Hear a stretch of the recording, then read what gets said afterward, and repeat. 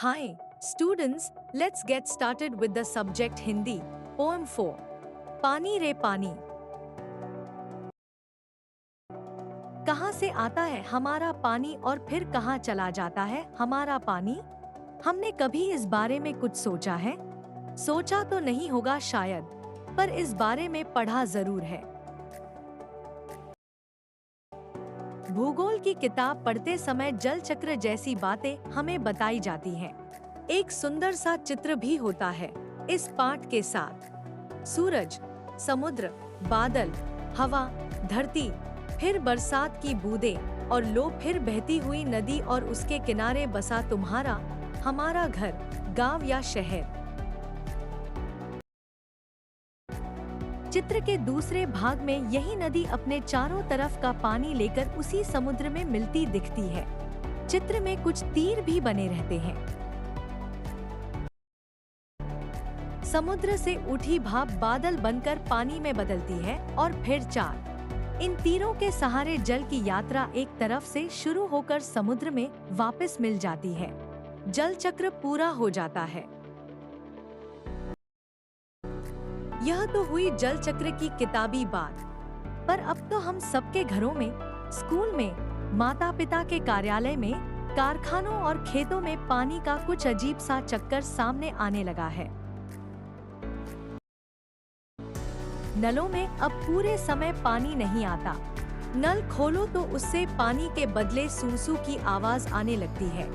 पानी आता भी है तो बेवक्त, कभी देर रात को तो कभी बहुत सवेरे। मीठी नींद छोड़कर घर भर की बाल्टियां, बर्तन और घड़े भरते फिरो। पानी को लेकर कभी कभी कहीं कहीं आपस में तू तू मैं भी होने लगती है। रोज रोज के इन झगड़े टंटों से बचने के लिए कई घरों में लोग नलों के पाइप में मोटर लगवा लेते हैं। इससे कई घरों का पानी खिंचकर एक ही घर में आ जाता है। यह तो अपने आसपास का हक छीनने जैसा काम है, लेकिन मजबूरी मानकर इस काम मोहल्ले में कोई एक घर कर बैठे तो फिर और कई घर यही करने लगते हैं।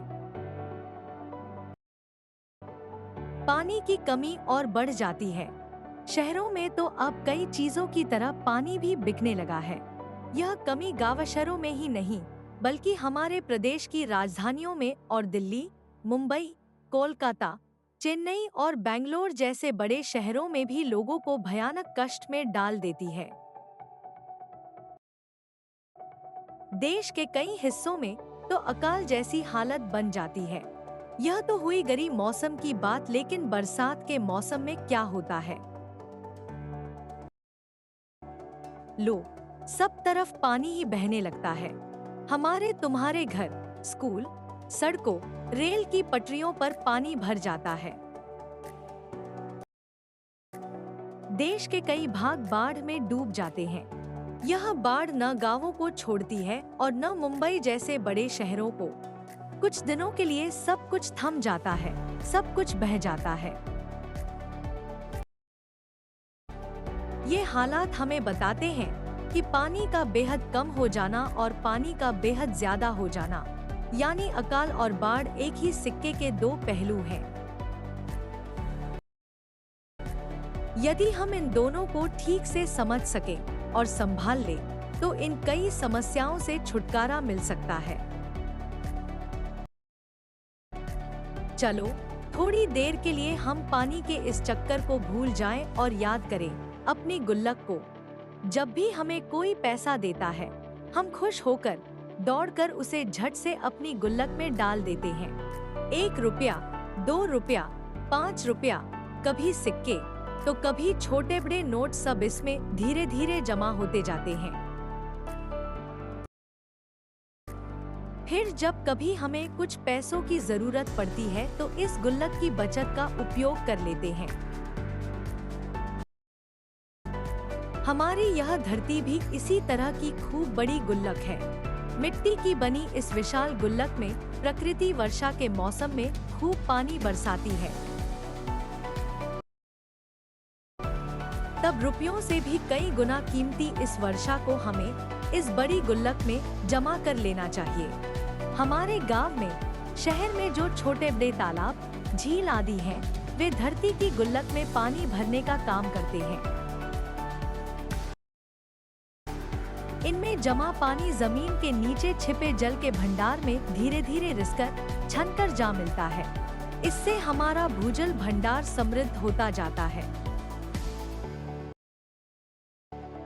पानी का यह खजाना हमें दिखता नहीं, लेकिन इसी खजाने से हम बरसात का मौसम बीत जाने के बाद पूरे साल भर तक अपने उपयोग के लिए घर में, खेतों में, पाठशाला में पानी निकाल सकते हैं।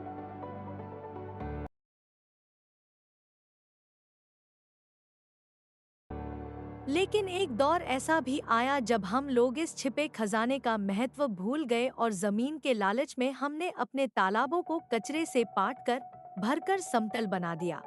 देखते ही देखते इन पर तो कहीं मकान, कहीं बाजार, स्टेडियम और सिनेमा आदि खड़े हो गए। इस बड़ी गलती की सजा अब हम सबको मिल रही है। गर्मी के दिनों में हमारे नल सूख जाते हैं और बरसात के दिनों में हमारी बस्तियां डूबने लगती हैं।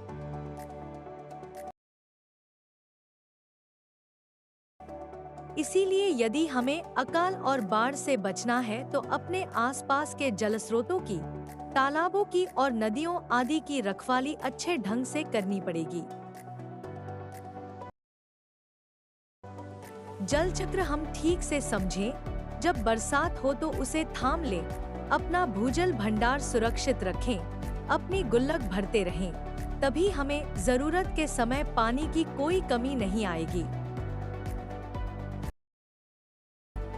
यदि हमने जल चक्र का ठीक उपयोग नहीं किया तो हम पानी के चक्कर में फंसते चले जाएंगे। Anupam Mishra. Thanks for watching.